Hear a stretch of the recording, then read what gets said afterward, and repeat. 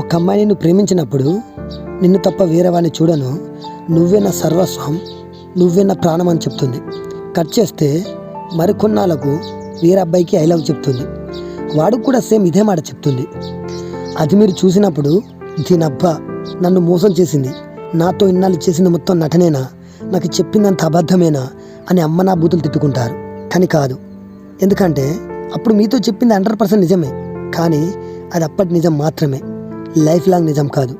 ఇప్పుడు వేరే అబ్బాయికి ఐ లవ్ చెప్పింది కూడా ఇది ఇప్పటి నిజం మాత్రమే, ఇది కూడా లైఫ్ లాంగ్ నిజం కాదు.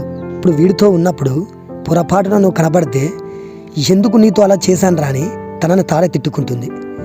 కానీ మ్యాటర్ ఏంటంటే ఆమెకు పెళ్ళైన తర్వాత మీ ఇద్దరు కనబడితే మీ ఇద్దరితో అలా ఎందుకు చేశాను రా అని తనని తానే తిట్టుకుంటుంది. ఇక్కడ అమ్మాయిలే కాదు, అబ్బాయిలు కూడా ఇంతే. ప్రస్తుత ప్రేమ తాత్కాలిక నిజం మాత్రమే, శాశ్వత నిజం కాదు.